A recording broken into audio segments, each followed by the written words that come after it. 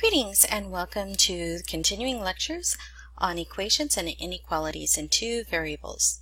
3.4 Linear equations in two variables.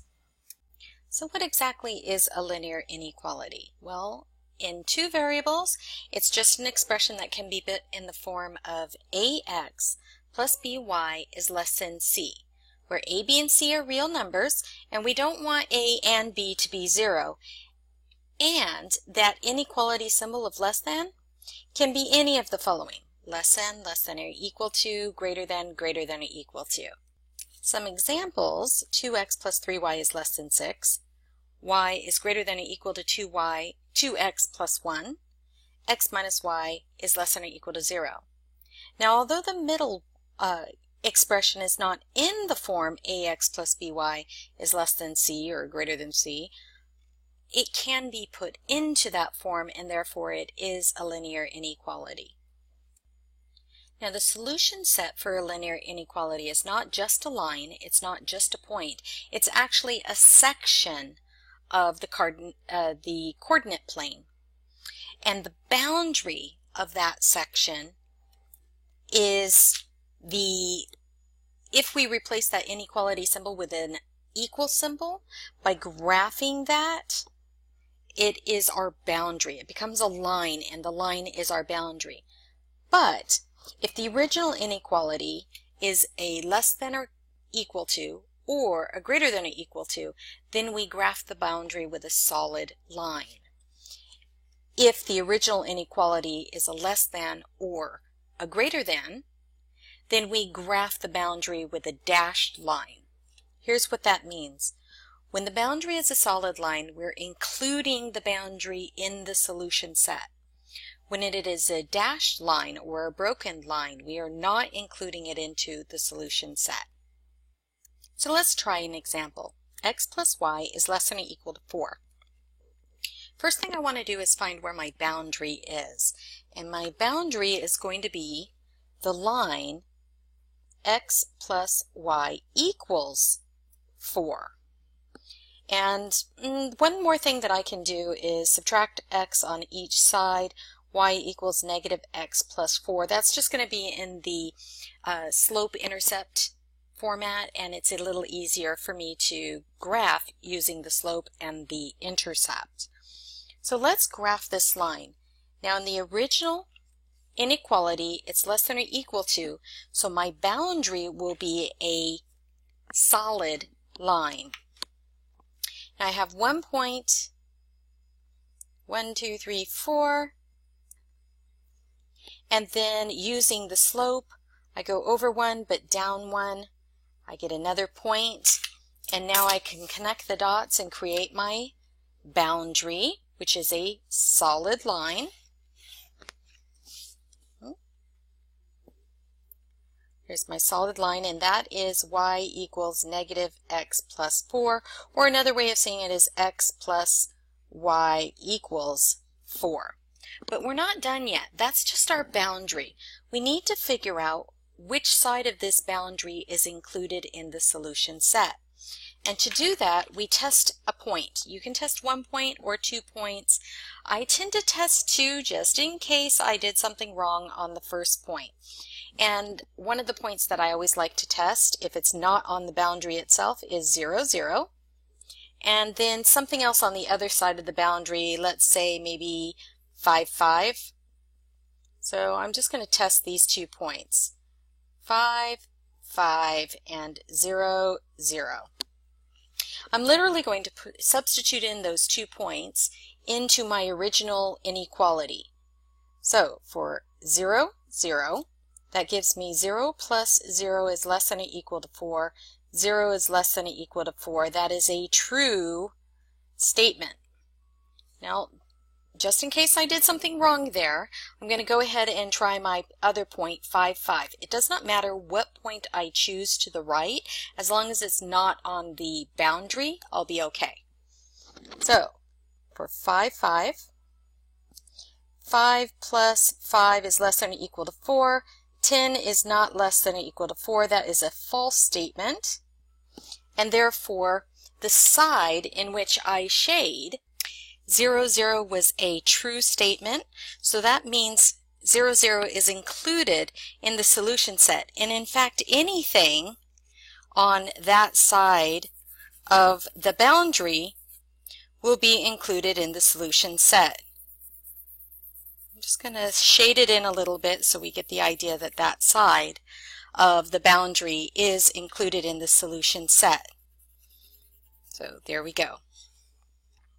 Let's recap those steps that I took to graph a linear inequality with two variables. The first step is I'm going to replace the inequality symbol with an equal symbol, and the resulting equation represents the boundary to the solution. Step 2 is to graph that boundary. If my original equation had a less than or equal to or a greater than or equal to symbol, then it is going to be a solid line. If it is a less than or a greater than, I'm going to graph it with a dashed line. It's just the boundary. Then I choose any point not on the boundary to test to see if by substituting it into the original inequality results in a true statement, then the solution set lies on the same side as that point. If it's a false statement, the solution set is on the opposite side of the boundary than the point that you tested. I don't mind taking the extra effort to test one on each side just to make sure that I did it correctly. But technically, you only need to test one point. As long as 0, 0 is not on the boundary, I actually like testing 0, 0. It makes the math very easy when I'm multiplying by 0. All right, let's run through those steps to graph another inequality. Y is less than 2x minus 3. The first thing I want to do is graph the boundary, which will be y equals 2x minus 3. It's already in point slope intercept form, so I can use that form to graph negative 3 for the intercept and over 1 up 2 for my next point. Now I do need to look at my inequality. It was just less than, so it is going to be a broken, or what you can call dashed line.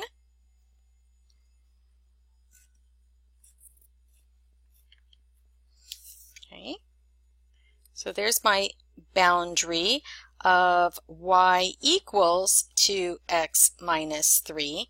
Now I've got to figure out which side of this boundary is my solution set. And it looks like 0, 0 is available to test, so I'm going to test 0, 0. And if I wanted to be careful, I could test something like, I don't know, negative 3, 3, positive 3, negative 3 to also test. But I think I'm going to just do 0, 0. Therefore, in the original inequality, y is less than 2x minus 3. I'm going to test the point 0, 0. Okay. So, sorry about that. 0 is less than 2 times 0 minus 3. 0 is less than 0 minus 3. 0 is less than negative 3, and that is false. So, because it is false, I know that my boundary, my solution set, lies to the right of the boundary. But I'm going to just test that that 3 comma negative 3 and see if indeed I get a true statement. If I get a true statement, then I know for sure the solution set is to the right of the boundary. All right. Negative 3 is less than 2 times 3 minus 3. Negative 3 is less than 6 minus 3. Negative 3 is less than 3, and that is a true statement. Therefore, I am absolutely correct to shade the right-hand side of the boundary. All right, one more example. Let's graph the solution set to x is less than or equal to 5. Well, x is less than or equal to 5. I need my boundary first. So x equals 5. X equals 5. Therefore, it doesn't matter what y is, x always equals 5. That means 1, 2, 3, 4, 5. Let's see, 1, 2, 3, 4, 5. Y could be anything, therefore it's a vertical line. And it is equal, so it is solid. Okay, there is my boundary. And again, I'm just going to grab a point that is not on the boundary. 0, 0 is available. So let's go ahead and in x is less than or equal to 5, let's plug in this value of 0, 0. There is no y component, so I don't need to worry about y, but let's plug in 0 is less than or equal to 5. That is a true statement.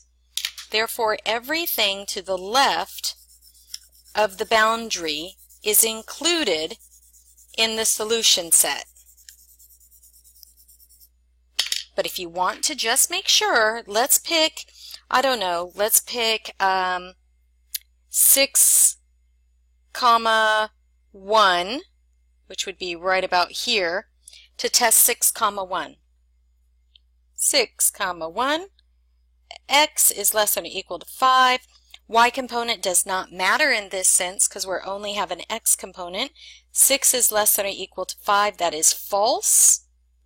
And therefore, yes, indeed, we shaded the correct side of the boundary to include in the solution set. So that's it for this lecture. Until next time, be seeing you.